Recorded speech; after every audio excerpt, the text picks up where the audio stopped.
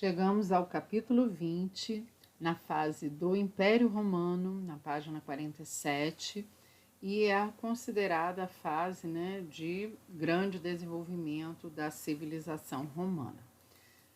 Vamos primeiro pensar o seguinte: criou-se nesse período um regime político que surgiu no finalzinho do segundo triunvirato e que se tornou um governo autocrático. A palavra autocrático significa auto por si próprio, kratos, poder.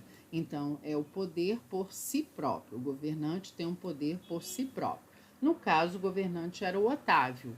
O Otávio tinha o governo, o título de principado, que por ele ter sido o primeiro imperador, ganhou o título de príncipe do Senado, de príncipe máximo, de imperador e de Augusto. Ou seja, ele tinha poder político, poder na religião, poder militar e título divino.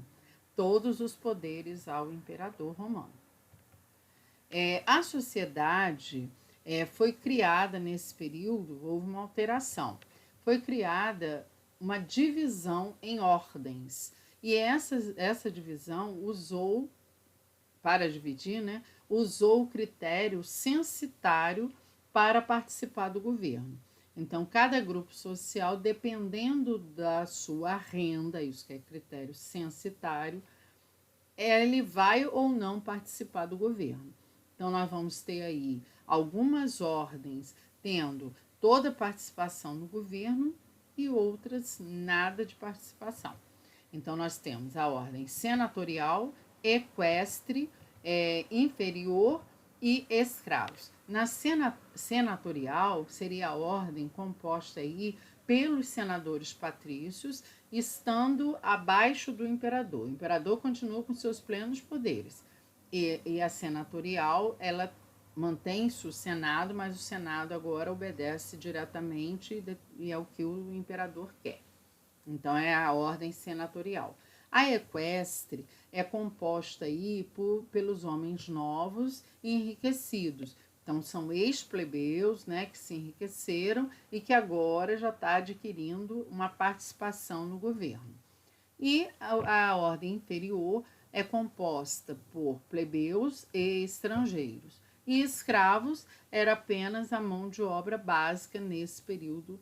Desde a República já estava com mão de obra básica, agora vai se ampliar mais ainda, ok? Nós temos também o império governado por uma dinastia. Dinastia é uma sucessão de imperadores, vai vindo de dentro da família, e aí nós vamos ter vários imperadores. E esse período, ele é dividido em Alto Império e Baixo Império. Toda vez que a gente falar em Alto Império, alto período, é que ele vai passar por um processo de evolução. Ele chegou ao seu patamar e depois ele vai declinar. Então, é o Baixo Império. Esse período do Alto Império, nós tivemos as dinastias. A primeira foi de Júlio Claudiana, que tinha total apoio do exército. A segunda, dos Flávios, que foi assim marcado por uma série de catástrofes, oposição ao Senado, assassinatos. E a dos Antoninos, que foi o período da expansão comercial, com manutenção de uma paz no império, com muito desenvolvimento. Então, essa fase da dinastia dos Antoninos foi assim, que levou o império ao auge mesmo, tá? E isso aqui é a foto, da morada dos imperadores antes, a primeira é antes e agora como está, com as destruições. O Baixo Império, nós tivemos duas dinastias. A dos Severos, que vai ser uma fase de crise econômica, Baixo Império, de crise econômica, política e social, e a dinastia Ilíria, que vai ser uma das últimas, então é marcado por crises bem graves mesmo, tá ok? Vamos ver também as medidas políticas que foram tomadas por esses imperadores, principalmente na fase do Alto Império. Se instituiu aí o que se chama de Pax Romana. É a paz em Roma, a palavra significa isso. e que é marcada aí por um período de prosperidade, paz e com uma relativa estabilidade econômica, política e social. Então, tudo na paz, né? Era uma paz externa que eles estavam vivendo e uma paz interna. Externamente, como que eles conseguiram estabelecer essa paz? Primeiro, reduziu-se a expansão de militares, a expansão territorial. Não vão ficar conquistando, porque o território já estava muito grande e estava ficando difícil de controlar, de governar. Então, para governar melhor, vamos parar um pouco com esse negócio de expansão, né, militar, territorial.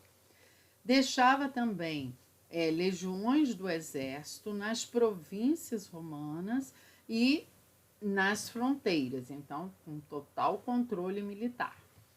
Aí nós temos um mapa de como ficou o Império Romano em termos territoriais. A parte rosa são de províncias senatoriais, que é administrada por elementos ligados ao Senado, e a de verde, as províncias imperiais. O imperador botava uma pessoa de confiança nessa área e ele que comandava também. E aí nós vamos ter esse período com as províncias senatoriais e imperiais, com governadores, tendo a obrigação de pagar impostos ao governo romano. Então, essas províncias senatoriais, aquela pessoa que está lá administrando teria que pagar imposto ao imperador. E cobrava imposto da população daquela região, logicamente.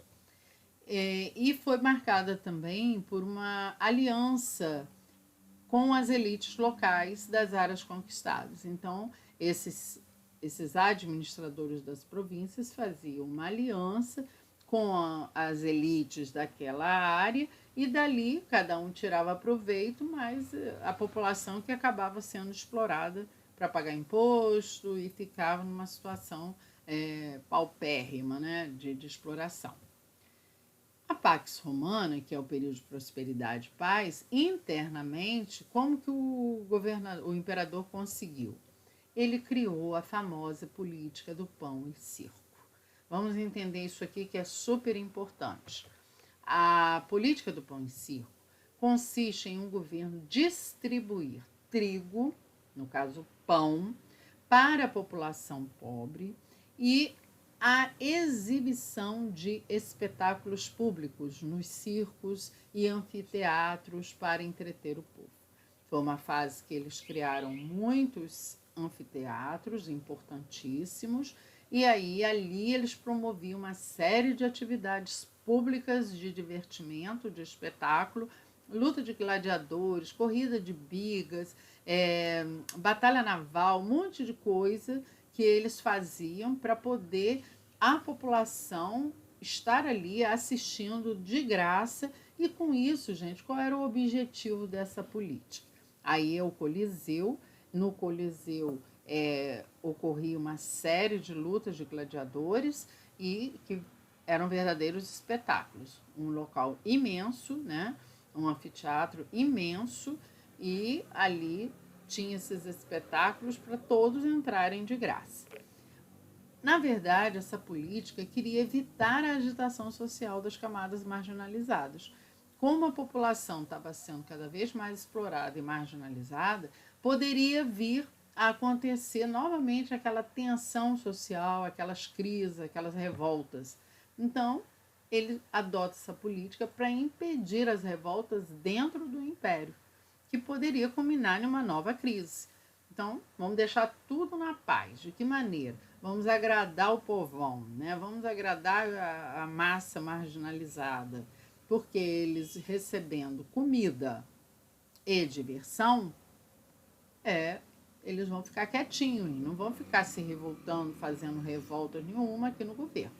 Então, se oferecia o pão de graça e o circo como diversão. Bem parecido, às vezes, com alguns governantes na atualidade, né, gente? Conseguiu controlar o povo através dessa política, que esquecia os seus problemas, ia para esses espetáculos, né? Ah, que bom, o governo é muito bom, deixa a gente distrair, por causa do entretenimento, comida, né, fornecida. Então, é comida e diversão. para uma população ficar de boca fechada e não estabelecer nenhum tipo de revolta. E foi um período também que ele construiu aquedutos, que pelos aquedutos eles poderiam fornecer água, e isso também ficava muito bem visto por todos, né, da sociedade, e criou muitas piscinas de banho, é muito famoso, né, grande, bem, todos se banhavam, principalmente os patrícios, e era um local também de lazer, tipo as nossas piscinas hoje. A Pax Romana gerou uma estabilidade social e a expansão econômica com grande desenvolvimento comercial e agrícola. Em que foi ajudado esse desenvolvimento comercial e agrícola? Primeiro, ele passou a usar uma única moeda em todo o império, que é o famoso denário, que a gente ouve até e lê lá na Bíblia, né? Fala do denário no Novo Testamento. Então, o denário quer dizer que contém 10, é uma moeda de prata que tem um valor e que eles utilizavam nesse forte comércio, que foi a principal atividade nesse período do Império Romano. E conseguiu também por uma grande rede de estradas e portos que interligavam as regiões. Os principais portos eram Óstia, em Roma, Antioquia, em Ásia Menor, e Alexandria, no Egito. E aí se criou esse dizer, né? Todos os caminhos levam a Roma, porque eles tinham estradas, tinham portos, a circulação era muito grande, né? E tudo construído pelo imperador para poder o comércio se desenvolver cada vez mais. E pelo intenso comércio de cereais, azeite de oliva, mármore, cerâmica e manufaturados entre as províncias. Então, com isso, ele vai conseguir um desenvolvimento comercial e agrícola imenso, né? Só vai dar problema quando entra a fase da crise do Império Romano, que será a próxima discussão nossa. Ok?